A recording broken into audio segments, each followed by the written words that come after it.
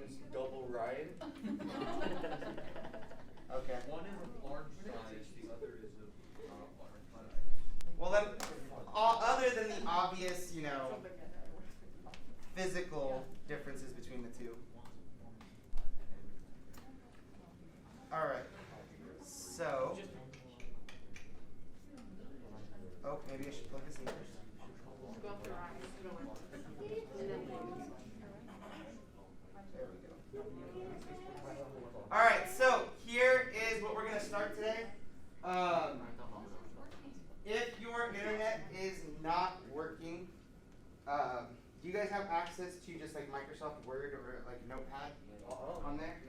Can I turn on my hotspot really quick so it works? Yes, if you guys want to, go ahead and turn on your hotspots really quick, and you can connect it to your hotspots. I'll give you 30 seconds to go ahead and do that. That is okay. There's the vision one person here today. Really? For you? For Drake football. I don't know somebody recruiter from Drake football. I looked about vision one. Gotcha. Yeah, so again, guys, about 15 more seconds if you need to turn on your hotspots for your phone, if you're going to take your notes still online, or if you have access to like a notepad or something on there, or actual notebooks. Remember, I said last time, always make sure you have something to write with in case this happens again. We've been through that before. It's not for cookie cookie. It's working though. I'm waiting for my Uber. Okay. So, while you guys are getting started, I'm going to ask you guys a couple of questions about. Oh, it goes in and out. So, it was working, then it wasn't working, then it wasn't working again. So, try to use it. If you don't have your hotspot, try to use it as long as you can, or try a notepad on there. Or I don't have any loose leaf pieces of paper, but I do have some paper over there if you want to write on it. I think I do have a notepad. Oh. Miss Lauren over there has loose leaf paper if you need it. So, go ahead. Think back to the last time that you ran really fast. Did your breathing change? Yeah. Okay. Yeah. I just got out of that rep. Yeah, Okay. Did your heart beat fast? And did your chest start to feel tight? I feel my pulse in my head. You feel your pulse in your head? That might not be a good thing. So what systems of your body are supported by your heart and lungs, and why does intense exercise require changes in these systems? Like I said, these are the driving questions for this particular lesson. So over the next 2 days, you'll be able to look at these questions and be able to answer them. Today, you will be able to answer the first one here. What systems of your body are supported by your heart and lungs? So that's what we're going to cover today. Tomorrow, we're going to look at why does intense exercise require changes in these systems. Okay. Again, I would make sure you write these down somewhere. These are the driving questions for the lesson, so if you're able to answer those by the end of the next couple of days, you should be A-okay on what you need, the important information from this lesson. Okay? I have a question. Yes? How can we run out of like breath when we're running if we're constantly breathing in and breathing out? It's because of the amount of oxygen that is required for you to actually perform your function. So like if you're running for long periods of time and you're constantly breathing at a high rate of speed, your oxygen is going to all your muscles and everything that need to function for that particular. So if you're running really fast, right, it's mainly going to your leg muscles. Your leg muscles need a lot of oxygen to be able to keep up high rates of speed, for instance, for like a long distance runner. So you're out of breath, you're trying to catch your breath because you're trying to basically re-normalize your breathing rate and your heart rate to kind of calm down. So that's one of the reasons. There might be there's sometimes a couple other reasons depending if there's like a medical issue involved, but for the most part, that's why. All right, so let us get into it.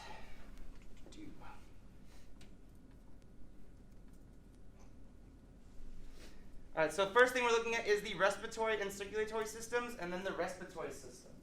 So what are these two systems? Well, the respiratory and circulatory systems work together to carry oxygen to the body's cells and to remove carbon dioxide from these cells. So just like the nervous system and endocrine system that we talked about last week, their job is to move something from point A to point B. In this case, they're moving oxygen They're either moving just straight oxygen or they're moving oxygen via blood. And they're also removing carbon dioxide from the body to be released and exhaled when we breathe out. The reason we do this is carbon dioxide is actually very poisonous to us. If we have too much carbon dioxide in our system, it'll make us sick, and possibly have long-term existing or long-term effects after that. So one of the main reasons we need to get rid of it. The main function of the respiratory system is to exchange these gases with the environment. So again, we breathe in oxygen and we release CO2. If you remember back when we looked at cellular respiration and photosynthesis, right, how they were opposites of each other, what we are doing is cellular respiration. And we are exchanging the CO2 that we breathe out for the oxygen that plants breathe out. So bringing back that whole relationship all the way back from unit, I think it was 2 or 3. So now we're going to look at these systems and see how they work together. So first of all, the respiratory system. So when paramedics examine an unconscious patient, one of the first things they do is check whether the person is breathing. Why do you think that is? If they're not breathing, it's not good. Okay, it's not good. Why is it not good? Because they could die. They could die. Okay, what else are possibly some side effects? Yeah. Well, I was thinking if they are breathing, they don't need help, so they don't. Well, it depends on how long they haven't been breathing before, right? Like if they've only been not breathing for 30 seconds, you can still bring them back. But if they've been not breathing for 20 or 30 minutes, obviously you know. I said if they are breathing. Oh, I thought you said if you aren't. Sorry. I thought you said if they aren't breathing. So yes, if they are breathing, you know how to help them. Good. Those are all right. But the main reason is because if a person is not breathing, we need to get oxygen into them fast. If your body, specifically your brain, goes without oxygen for about 3 to 5 minutes, you start to lose brain cells. You start to have parts of the brain that actually start to die because of lack of oxygen. This can cause, again, lasting side effects. For instance, memory loss. You could lose functions to part of your body. Remember, each part of the brain deals with a specific function in part of your body. So that can cause some of those effects. This thing that we see here, that this paramedic is using, is basically recreating the respiratory system for this patient. It is basically pumping oxygen into their lungs to then be spread throughout the body via the circulatory system. Doesn't always work, but they need to try to at least get oxygen into the system to kind of restart it so it works on their own. Okay. So any questions so far?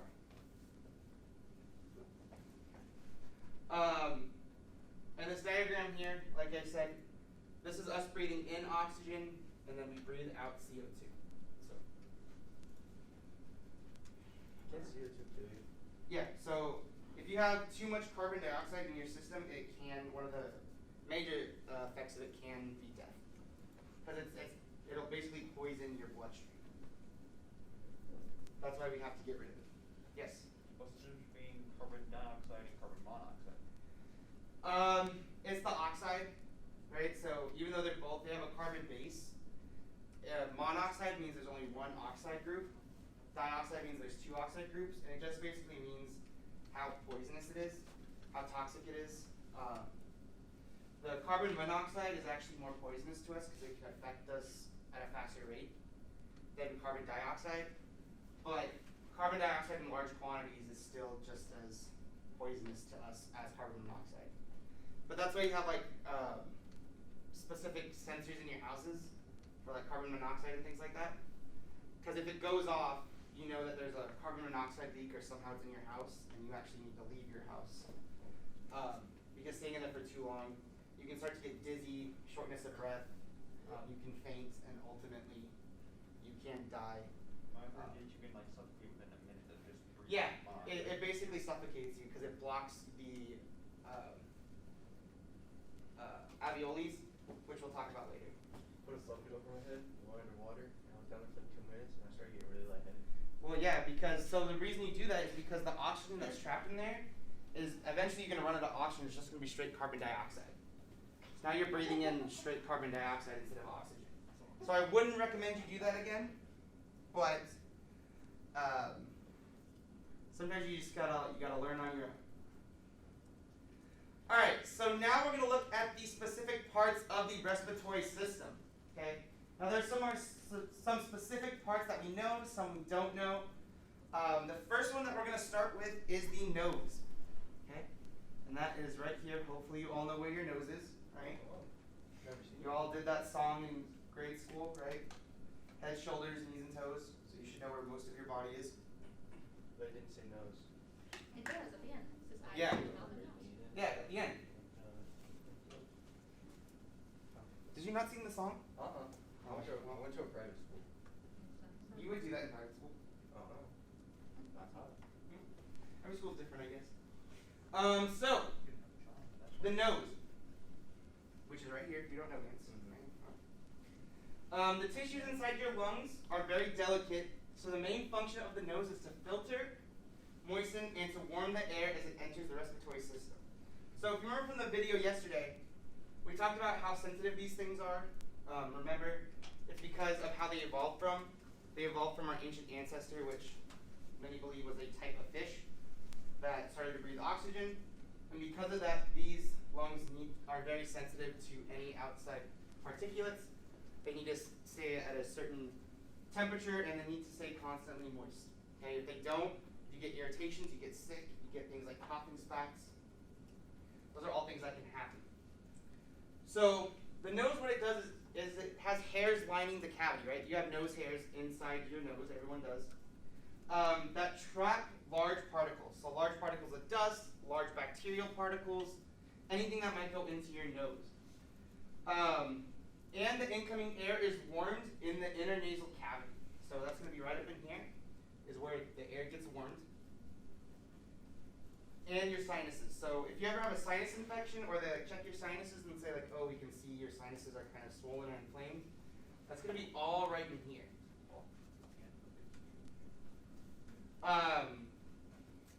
So you have mucus, which is the slimy substances secreted by mucous membranes, produced in the areas, moistens the air while trapping smaller dust particles. So, right, you boogers. That is what boogers are. Yummy. It's kind of disgusting, not gonna lie. But boogers are the mucus that have kind of collected together. They have been collecting dust particles, they're collecting other bacteria, any kind of foreign substance that's trying to get into your body via your nose.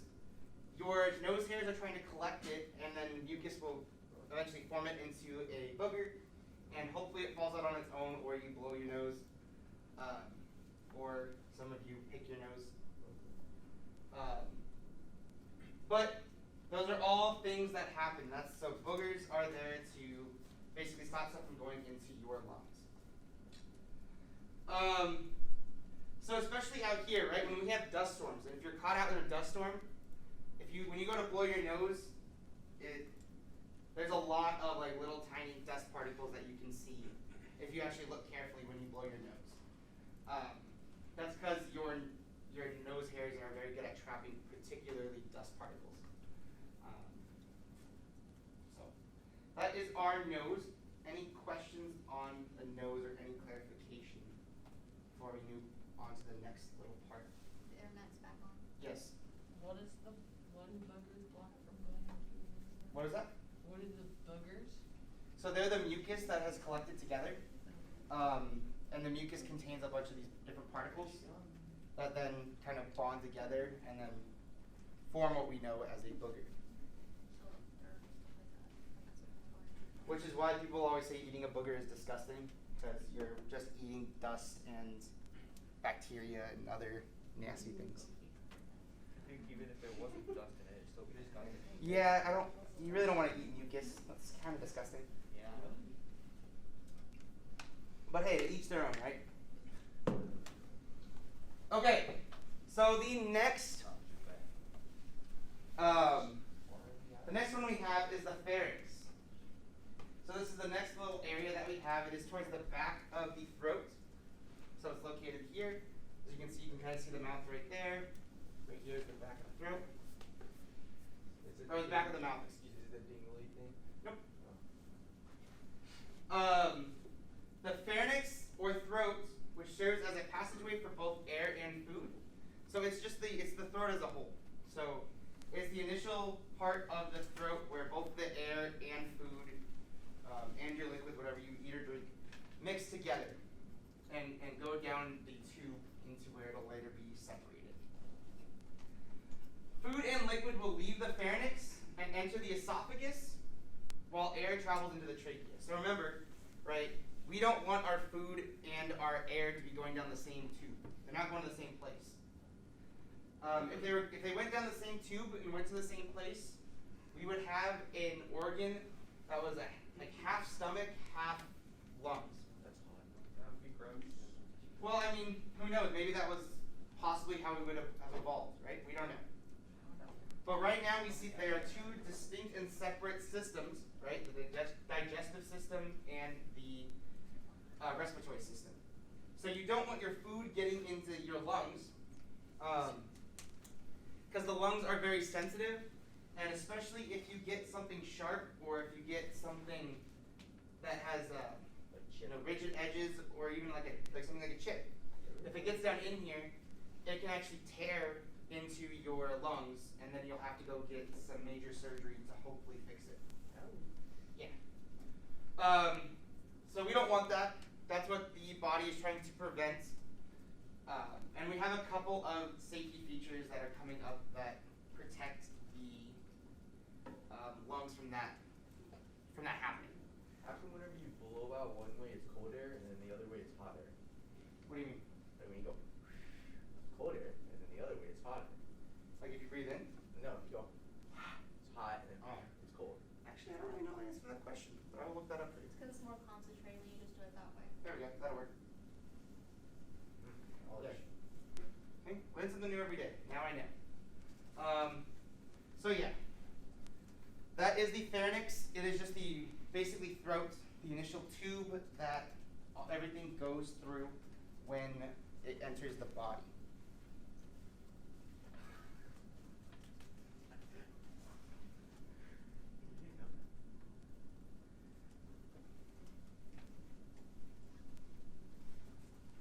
All right, the next thing we're going to look at is the larynx. Now the larynx is found between the pharynx and trachea. So right here. You good? Yeah. It contains two highly elastic folds of tissue commonly called your vocal cords. As muscles pull these tissues together, the air moving between them causes the vocal cords to vibrate and produce sounds. This is how we're able to speak, shout, and sing. So when you are trying to teach a kid to talk, right? Originally they're just making some random noises that is talking to them. But we eventually teach them whatever language that they're going to be speaking normally, right? For the most part here, your first language that you learn is English. Again, depending on where you are in the world, it might be something different. Now, when you're teaching a child to speak, you're not only training their brain, what do words sound like, how do you actually talk, you're training their vocal cords. Okay? Because your vocal cords have to vibrate at certain frequencies to create certain sounds. So those sounds are what we then our ears use to pick up those specific vibrations and certain frequencies. And then remember, they go into the brain to be deciphered and then later turn into words. Now, every language is different when it comes to vocal cords, right? If you listen to some different languages, some sound a lot more raspier, some have just naturally a lot more deeper. English, for instance, when we are talking about words in context of sentences, we use them based on how we say the word, right? We have a very, our language is very emotional when it comes to how we speak and how we define what things are. Certain languages don't have that. It's all about how they structure their sentences. They don't really put any emotion into it. So for us, if you hear somebody who has a super, is talking and they go into a super high pitch all of a sudden, right? It can mean one of two things. It can either mean A, that they're something spooked them and they got scared, or that they're super excited about something, right? Usually the higher somebody's voice goes, the more excited they are. The lower somebody's voice goes, usually the more scared, nervous, or angry they are. Right? You just kind of, like if you hear your parents and they say your name with a really low, deep voice, probably know you did something wrong and you're in trouble. So that means go run and hide, right? But that's just something that we've grown accustomed to, is right. Deeper voices tend to mean you're in trouble. Higher pitched voices tend to mean something exciting or happy. And that all comes from our larynx or our vocal cords. Singers, right? Singers use their vocal cords as part of their job or their hobby. A lot of singers actually have to get surgery done on the vocal cords because they are muscles. Okay, if you do not give them time to rest or heal, they can be permanently damaged. It's just like if you work out or you do a certain activity daily and you don't give it time to relax, you can permanently damage your muscles. Now the vocal cord surgery is very risky. If it works, great. If it doesn't, I mean, you wouldn't have been singing anyways. So yes. So is that kind of along the lines of like throwing out your voice if you yell too much? Yeah, so like if you go to a concert, right, and you haven't been to a concert for a while and you're yelling at the top of your lungs, the next day you wake up and you lost your voice, or your voice is really raspy, you can't really talk. That's because your vocal cords were not prepared for that, they're not used to that, and you overexerted them that night. So now they have to recover and heal. Yes? Yeah, you got past me. So they have to heal, which is why they say when you're trying to recover a lost voice, you don't really want to talk, because your talking is moving the vocal cords. So it doesn't give them time to heal. Yes. Does that mean you can exercise like any other muscle, your larynx? Yeah. So that's what singers do, right? They have vocal exercises. We have warm-ups. They have warm-ups. Yeah, they have vocal exercises, warm-ups. They practice to eventually, when they go to a concert, or they have like 3 days of a concert in a row, that their vocal cords are able to handle that. So, good questions. Any other questions about vocal cords? Why do we voice crack? Why do we voice crack? Yeah. I'm trying to remember the answer to that one. I think it has something to do with the constrictions of the vocal cords, right? Specifically as you hit a certain age, like puberty, right? Your whole body structure is starting to change. So your vocal cords are part of that, because now you're starting to get your more permanent voice, and your vocal cords are changing. So you're going to be like in this intermediate area where sometimes you have like a higher pitched squeaky voice, sometimes you have a lower, deeper voice, and then sometimes when you're talking, your voice doesn't know which one it wants, so it's like hits the medium of it. So. Okay, the next part we have here is the trachea. Now, the trachea is where the air goes, and only the air goes. Air moves from the pharynx, so right here, into the trachea, which is also called your windpipe. Which is right here, right? Yep, it's right up in front, right here. A flap of tissue called the epiglottis covers the entrance of the trachea when you swallow food or liquids. So this little tiny tissue basically is blocking your trachea from getting any food or liquid in there. Now, in your trachea, you actually have mucus. You do have mucus inside of your trachea. And this does the same thing that the mucus in your nose does. It helps trap particles that got through. So, for instance, if you were in a dust storm and you got most of the dust, but some got through, there's mucus in your trachea that will stop it, hopefully. How does the mucus there get out? Huh? Because you said like when your nose plugs it all, it eventually just goes away, but how does the stuff in there get out? Good question, and that is right here. Is that how we cough it up? Yes, partially. So there are things called cilia, which line the trachea, which basically push the mucus up your trachea. So it pushes it up and out of the trachea, Now there's two ways it can go. Either you get this feeling like you have to spit something up or cough, and you'll cough out phlegm or spit out some phlegm. That's what it is. Or it just goes down your esophagus and into your stomach where it dissolves. So it's one of those two options that tend to happen. I remember I was younger. I was like 12, Mhm. and I coughed something up, and I coughed it up, and it was chewy. It was like rubbery. That's fun. Weird. Mhm. Scared me. Yep, that is phlegm. You get that a lot when you have like some sort of like upper respiratory infection or like a cold even, right? Where you're coughing up stuff all the time. That is like that mucus that is there trying to, and it's getting bunched up and you're trying to get it out of your system. Ever since then, I wanted to come back. Never happened to me. Oh, well, I think that's a good thing. No. What do you mean it's not a good thing? I want to see you. Oh, You. well, hopefully one day you will. Thanks, man. If that is your life's goal, then good luck to you. So yeah, so the trachea, like I said, is where the actual oxygen goes through into your lungs and then reaches down into your lungs. And this is the last line of defense for any particles that got in. So if any particles get past your trachea, they're going to get into your lungs. And again, it's not necessarily a bad thing, but too many foreign particles in your body is a bad thing, just like anywhere else.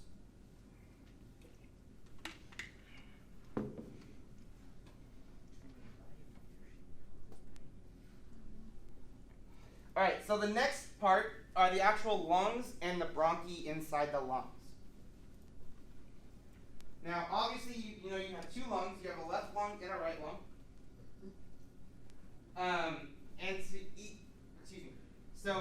And attached to the lungs are these bronchus. Now, the bronchus are also attached to the trachea. So when the oxygen gets down, it'll go one of two ways. It'll either go left lung or right lung. Doesn't really matter which one, but it goes to either one. Now these bronchus tubes, again, get divided into bronchi, which we see here, which are smaller tubes that branch out into the whole lung. And within these bronchi are the passageways called bronchioles, or bronchioles. Okay, these are the actual tubes inside of these guys. And this is where, if you get like bronchitis, this is what it affects. It tightens up the tubes. The tubes are not able to let as much oxygen go through. Right? If you ever had some sort of upper respiratory infection or bronchitis, if you've heard like you're wheezing, right? When you breathe in, you can like hear the wheezing and feel it in your chest. That's because these guys are constricted and they're not able to allow as much blood flow going, or oxygen flowing through. Now, the bronchi and bronchioles are surrounded by smooth muscles that contract and relax to regulate the size of the air passageways. So, for those of you who might have asthma or who have ever used an inhaler, right? Sometimes if you have some like upper respiratory infection, they might give you an inhaler. Use as needed, or use twice a day, right? They might do something like that. Those actually open up these tubes. Okay, so they're going to open up these tubes. They're going to allow them to let more air flow through. Like Have you ever used one? What's that? Is it like a chemical? Basically, it's basically like a steroid. That's what it is. It's a steroid in the form of like a spray that when you inhale it, it goes straight into your lungs and it immediately starts affecting the. So it makes the bronchi? Yeah, the bronchioles, which are the passageways themselves. So it makes them relax and not constrict? Yeah, it makes them relax, it makes them expand, so that way they're allowing more air to go through, and you should get an immediate response. So if you're having like an asthma attack and you take your inhaler, you should have almost a near instantaneous reaction to it. It might take a couple seconds, maybe even up to a minute, but eventually these passageways will open and you'll be able to breathe normally, which should eventually help your lungs to be able to do that on their own within a certain amount of time, so you don't have another asthma attack within the near future. Yes. I have asthma. What's the reason why you can't take sleeping pills if you have asthma?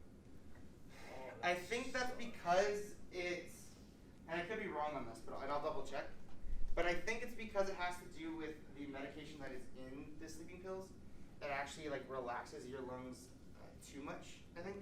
Like melatonin? You can't take melatonin? Oh, yes, Lauren. You can, just depends on the grade. Because I have asthma, but I've taken them, and you just have to talk to your doctor about it. And everything, because each one's different. So, I mean, over the counter ones are less likely to do any damage. And because they're not, or it's not a high dose that's in those ones. Really, the ones that you have to worry about are the ones that you get from your prescription.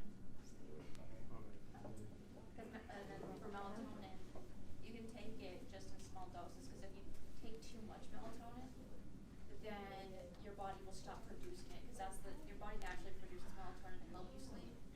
But if you take too much, then your body slowly backs off how much it naturally. Yeah, it's supposed to be kind of like a boost, but not a permanent boost. It's just supposed to help you as needed. But if you take, she was saying, if you take it for long periods of time, your body gets used to, oh, I'm going to have all of this in here. I don't need to produce as many or as much of it. And then eventually. So it becomes dependent on it. Yeah, exactly. You're going to become dependent on it and therefore. I.e. addiction. Mm-hmm. Is that why I can't sleep without melatonin? It could be if you've taken it for long periods of time. If your body's become reliant on it, then that could be a problem. That could be a reason, yeah. Yep. So the next section we have are these little sacs within the lungs. These are the alveoli. So these alveoli are located at the end of the bronchioles. And there are millions of these tiny air sacs. So this is where the air eventually ends up. There are little tiny sacs at the end of the bronchioles. And they're grouped into clusters and surrounded by capillaries of the circulatory system. I think I accidentally exited out of my picture, so I'll go pull it up and show you what one actually looks like. So you have a bunch of these capillaries that are surrounding the alveoli. Now what these capillaries are going to do is oxygen is going to basically cross over into the capillaries, which has blood, so it's going to go into blood that does not have oxygen. And then that oxygenated blood is going to go back to the heart. Okay? So that is the alveoli. These little tiny air sacs, I think there's millions of them. They move oxygen from the lungs to the bloodstream, which the bloodstream will then take it back to the heart.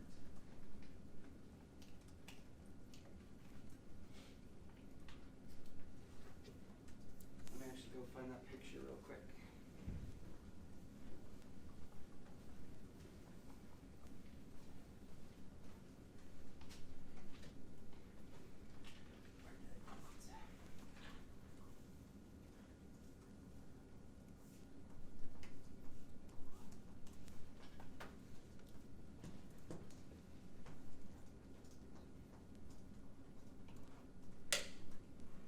So here's what they look like with the capillaries on them as well.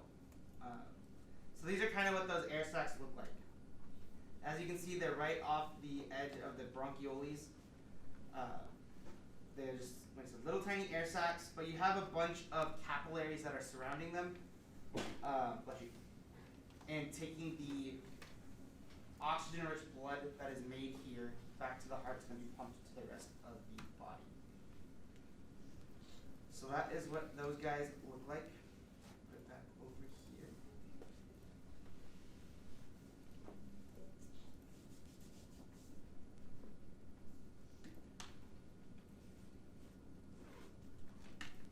All right, any questions so far?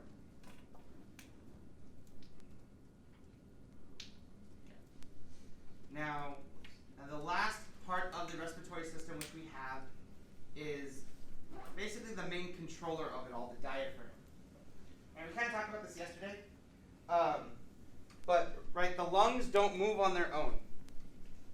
They don't contract. They don't breathe in. They don't breathe out. All that controls that is the diaphragm, which is right down here. When we did our dissections, many of you mistook the diaphragm for part of the lung. It is right underneath the lung. It kind of supports it. So it is a thin sheet of muscle that forms the bottom wall of the chest cavity.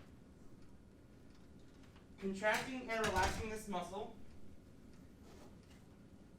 helps to increase and decrease the volume of the chest cavity, causing you to inhale and exhale. So again, this is what causes the breathing motion, right? The inhaling and exhaling is the diaphragm itself, not the lungs. Although you can choose to hold your breath or change the rate of your breathing for short periods of time, breathing is an involuntary action, right? You don't think, I need to breathe. Every second of the day you're not breathe, right? It just happens.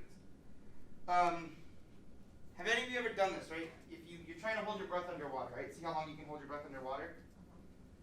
Now, eventually you'll get to a point where your body is basically saying, like, you need to breathe. And it'll kind of force you to breathe. If you've done that, I know I've done it.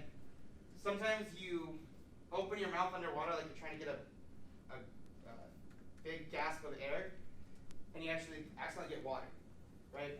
That's your body saying, we need air, and the diaphragm just does its thing. You can't stop it anymore. The body's saying, enough is enough. So we, as much as we can temporarily control our breathing, we can't permanently control how we breathe or permanently control our diaphragm from actually doing what it needs to do. It just kind of does it. You good, Vince? Yeah. Okay.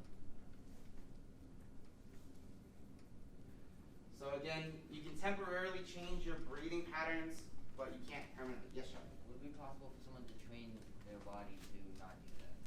To what? To not do that. No, I mean, there's always a possibility, right? But from what I know and from what I've heard is, many people have tried to be able to just kind of stop that that unconscious like thought process and that bodily system. But ultimately, what's going to happen is the body is going to try to survive. It's going to do whatever it needs to survive. And if you're forcibly trying to tell your body like, hey, I don't want oxygen anymore, like or I'm trying to like hold my breath, your body's going to fight against it because obviously it's not in its nature to do that. And eventually the body's just pure survival instinct is going to kick in and kind of outweigh whatever you want to do. That's why you'll pass out, because then your body can Yeah. reset. So Yeah. the unconscious, the subconscious will overpower the conscious. Yep, exactly. Dolphins are able to do it though. Yeah, because the subconscious is something we don't really have control over, right? It's just those that nervous system and those electrical impulses saying like, here's what we need, here's what we have to do, we're gonna do it, and if something's stopping us too bad, we're gonna overpower it. So yes, Frank. How does it work for holding breath for 18 minutes and 60 seconds? What's that? How does it work for holding breath for 18 minutes? Well, it's some people's like capacities to hold certain amounts of oxygen, right? Like you can train yourself to hold your breath for 2 minutes. You don't completely overpower the ability, the need to breathe, but you can basically train yourself like saying, okay, I can release this much oxygen in my body at this amount of time, and I can hold my breath for 2 minutes. Swimmers are really good at controlling their breathing. Singers are really good at controlling their breathing. Sometimes there are people in songs who don't even take a breath for like 45 seconds and they're just going and going and going. It all just comes with practice and training. Like 18 minutes? Yeah, I don't know about 18 minutes. That's A little sketchy. well, no, I mean, I'm sure you could do it, A little sketchy. but I personally don't know how that person didn't fall unconscious after a couple minutes. So it does sound kind of sketchy, but who knows? Right? Everybody's bodies are different. You said after like 3 minutes, like damage to your brain starts happening. It can, yeah. Yeah, if your brain is without oxygen for 3 to 5 minutes. But see, that's the thing. Maybe his body's not without oxygen. He's just trained, that person's just trained their bodies to release oxygen at a certain rate when they're doing that. Because if they weren't getting any oxygen, yes, they would pass out. Their brain would have possibly some damage. But at the very least, they would pass out after a couple minutes. So, either he's very good, or either they are very good at what they do, or let's see.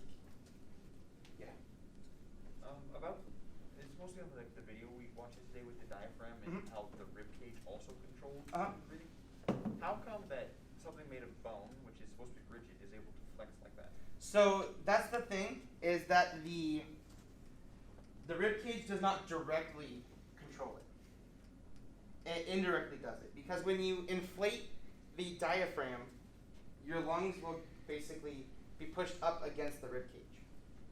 Which the rib cage then will move, right? Because you have that breathing motion. And it helps keep the lungs contained. But the ribs themselves do not constrict and cause the lungs to contract. Well, what makes them flex like they do? It's just the way our bodies are designed. I mean, we'll get into it more, but specifically how they're kind of just hanging there, right? The ribs just kind of are here. They protect it. They are very, I don't want to say they're very flexible because they're bones, but they are easily maneuverable. Let's put it that way.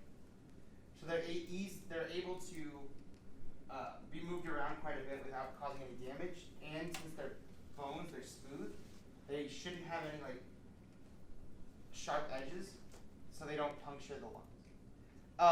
You do see that happen though in some car accidents, right? Or in major accidents where ribs get shattered or broken, you can see like a lung get punctured by a rib. But normally, they kind of just sit there and the diaphragm moves them. Does that answer your question? Yeah. Okay. All right. Any other questions? Cool. All right. So we're going to move on to the next page. Oh, hold on. Let me fix that.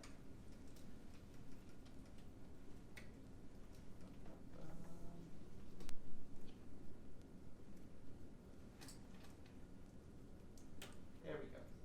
So now we're going to move on to the circulatory system. So the circulatory system, the first thing you think of when you think of this is the heart, right? That's the very first thing that comes to people's minds is the heart is involved in this system. Now, not only is the heart part of the system, but you have blood, and then you have what are called blood vessels. Now, there are different types of blood vessels, which we'll get into later. But all blood vessels do are transport blood from point A to point B. That's what they do.